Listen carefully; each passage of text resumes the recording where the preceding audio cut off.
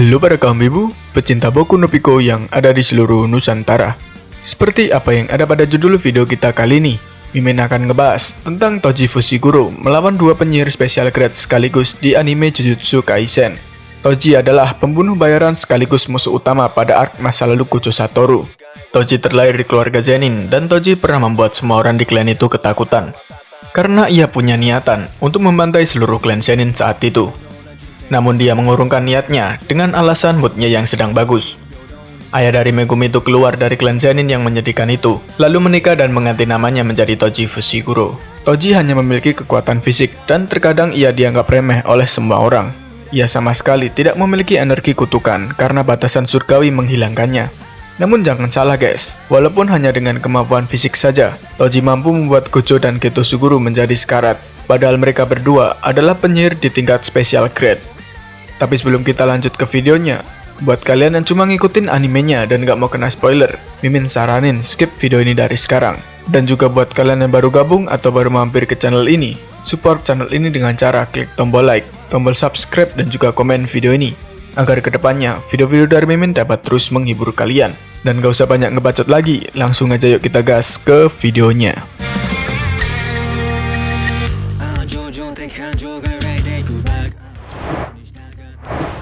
Pada hari ketiga misi pengawalan Star Plasma Vessel, tim akhirnya sampai di sekolah Jujutsu di Tokyo melalui kaki gunung Mushiro.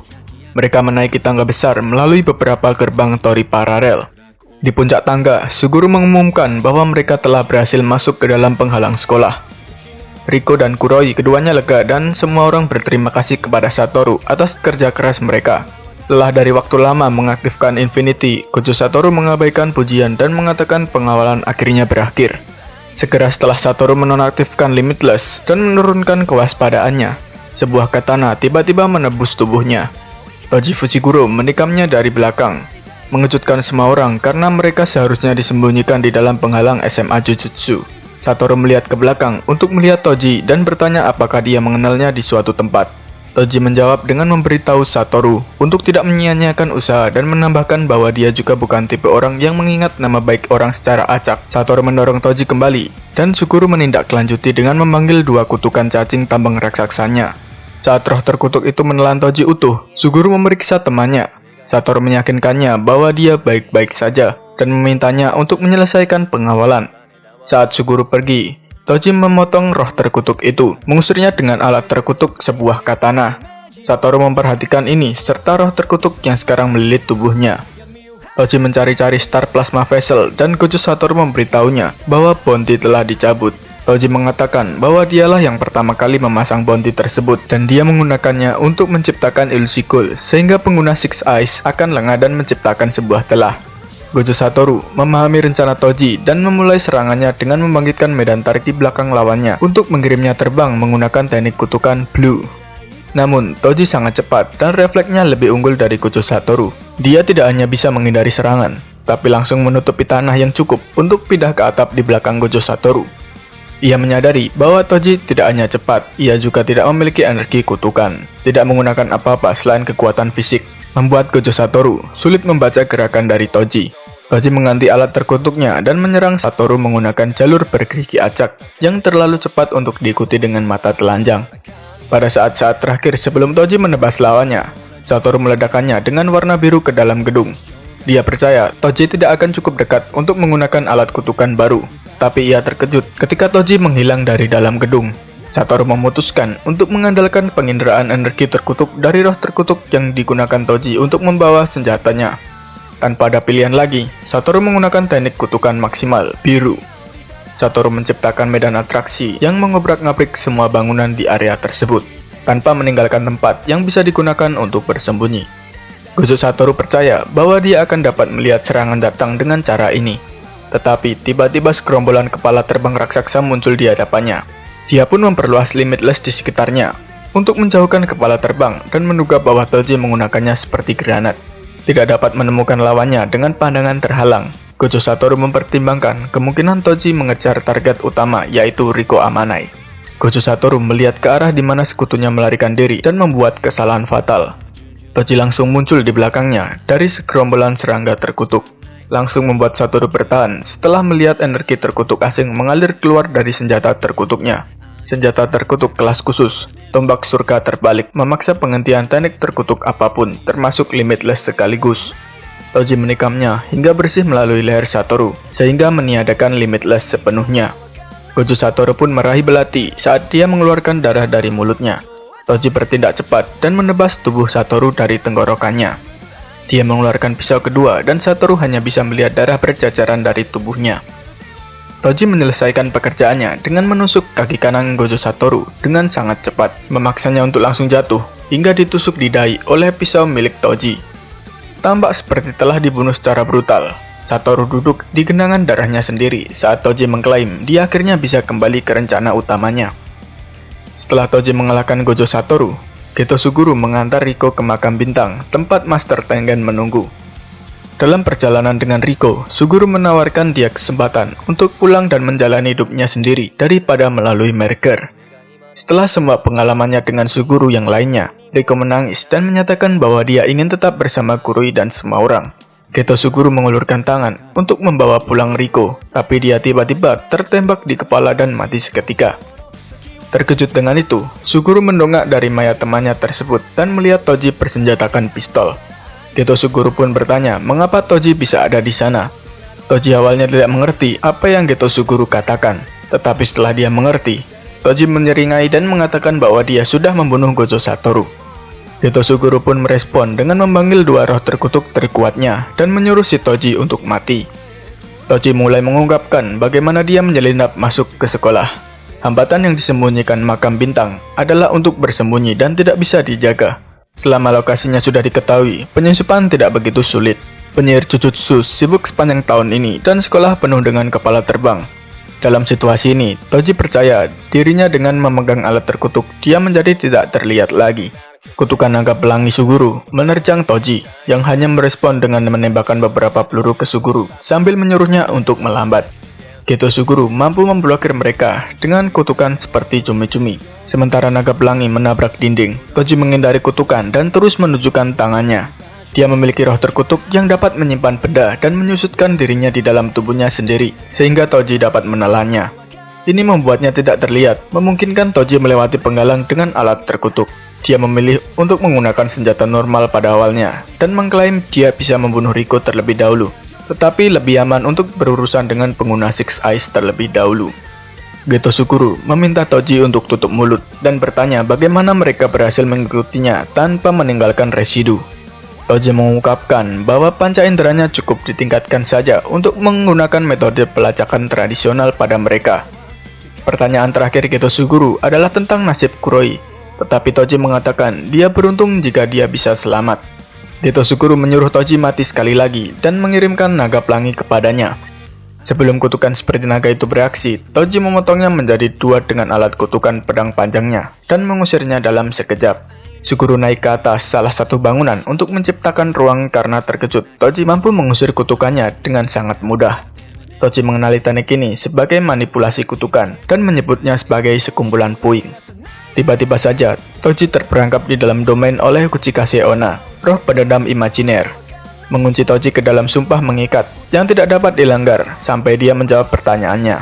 Tapi respon sombongnya hanya membuatnya marah. Sepasang gunting tiba-tiba muncul di tangannya, dan bentuk bilah yang lebih besar langsung muncul siap untuk melepaskan anggota tubuhnya. Toji langsung menggunakan tombak langit pembalik untuk menangkis semua pedang dengan kecepatan luar biasa yang mengejutkan roh tersebut. Bosan dengan ini, Toji memperhatikan Suguru di belakangnya, tetapi tidak repot-repot berbalik. Dia tahu Suguru tidak memiliki peluang dalam jarak dekat, dan mengatakan ini adalah akhirnya. Suguru membalik itu pada Toji, dan mengatakan itu adalah akhir bagi Toji ketika mencoba menyerap roh terkutuknya. Manipulator kutukan percaya bahwa dia bisa mengambil kutukan dan menghilangkan cacat senjata. Namun Suguru ditolak, dan Toji melemparkan tombak langit pembalik ke udara. Toji menarik pedang panjangnya dari mulut roh terkutuknya dan mengenai Suguru dan Kuchisake Onna beberapa kali. Roh terkutuk itu langsung diusir dan darah mengalir deras dari dada Suguru yang tertebas. Bahkan sebelum beberapa saat berlalu, Toji menangkap tombak langit pembalik dan membuat Suguru pingsan dengan menghancurkan wajahnya. Toji menendang tubuh Suguru yang tidak sadarkan diri dan meyakinkannya bahwa dia akan baik-baik saja karena dia adalah seorang penyihir. Dia akan membunuh Suguru jika dia menjadi pengguna Shikigami. Toji dengan tidak hormat meletakkan kakinya di kepala Suguru dan memintanya untuk berterima kasih kepada orang tuanya. Keempat penyihir itu dibiarkan berlumuran darah oleh orang yang bahkan tidak bisa menggunakan Jujutsu. Hal ini membuat Toji ingat bahwa nama putranya adalah Megumi dan dia memberi nama itu karena yang artinya adalah berkah. Saat Toji meninggalkan daerah itu, Gojo Satoru mengejutkannya dengan kondisi yang masih hidup. Gojo Satoru memperhatikan ekspresi tercengang di wajah Toji dan menjelaskan bahwa dia merasa sehat dan bugar, mendorong Toji untuk menyadari bahwa dia menggunakan teknik kutukan pembalik. Gojo Satoru sedikit mengigau karena terlalu sering menggunakan Six Eye dan Limitless. Jadi dia mulai menjelaskan tentang bagaimana teknik kutukan pembalik bekerja. Satoru mengklaim bahwa Toji telah kalah. Tetapi Toji menarik roh surga yang berada di kutukan yang melilitnya dan mengatakan bahwa pertempuran baru saja dimulai. Gojo Satoru setuju dengan tanggapan itu dan mulai menikmati pertarungan. Toji berlari dalam garis lurus ke arah Satoru dan dengan cepat melingkari punggungnya dari kiri ke kanan. Toji mengeluarkan ayunan kiri yang kuat, tetapi Gojo Satoru mampu melayang untuk menghindarinya. Saat terbalik di udara, Satoru menggunakan konsep yang sama dari teknik kutukan pembalik dan mengalirkan energi kutukan pembalik ke teknik terkutuk tanpa batas dan melepaskan merah. Merah dari ujung jari Gojo Satoru sebagai gelombang energi yang sangat besar. Ini membuat Toji terbang melintasi area terdekat hingga bersih melalui gedung lain. Toji memastikan untuk melindungi roh terkutuknya dengan tubuhnya sendiri. Dia berdarah dari kepala tetapi menyeringai dan mengakui bahwa Gojo Satoru adalah monster yang sesungguhnya. Toji bangkit dan meregangkan tubuhnya untuk memeriksa apakah ada tulang yang patah saat kutukan inventaris menyelimuti tubuhnya. Tak satu pun dari tulangnya patah, dan Toji menduga bahwa dia baru saja terkena teknik kutukan pembalik tanpa batas. Dia melewati 3 kemampuan utama dari Limitless dan mengeluarkan rantai logam dari kutukannya. Dia menghubungkannya ke ujung tombak langit terbalik dan percaya bahwa Limitless biru atau merah tidak akan menjadi masalah. Toji datang dengan tindakan balasan, tetapi masih ada kegelisahan berat yang bertumbuh di pundaknya.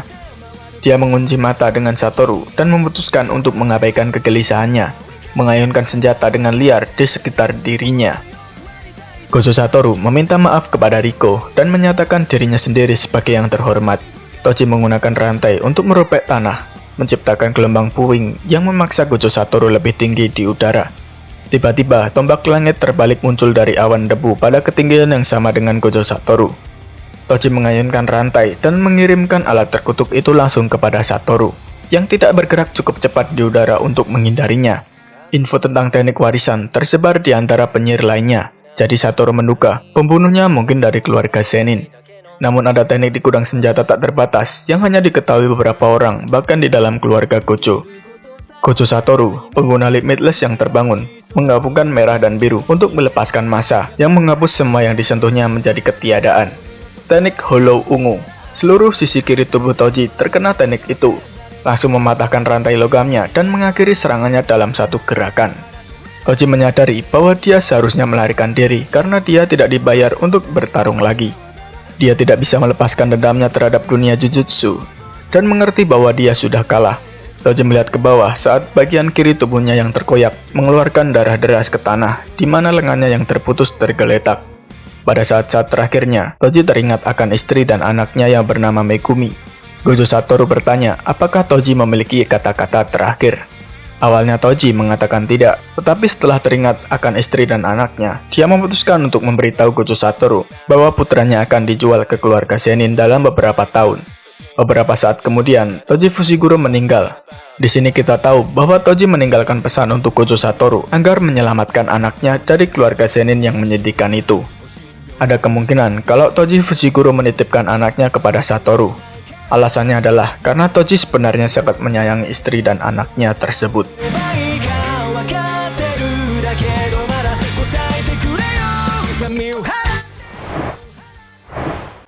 Nah itulah tadi pembahasan Jujutsu Kaisen dari Mimin mengenai pertarungan antara Toji Fushiguro menghadapi 2 penyihir special grade, Gojo Satoru dan Geto Suguru. Jika pembahasan Mimin ada yang salah atau ada yang kurang, kalian bisa nambahin di kolom komentar video ini. Cukup sampai di situ dulu yang dapat Mimin sampaikan. Jika ada salah kata dalam penyampaiannya, mohon dimaafin. Terima kasih buat kalian yang sudah nonton dan sudah support channel ini. Dan sampai di akhir video, gue Mimin Anime Don't Care pamit undur diri. See you di next video guys.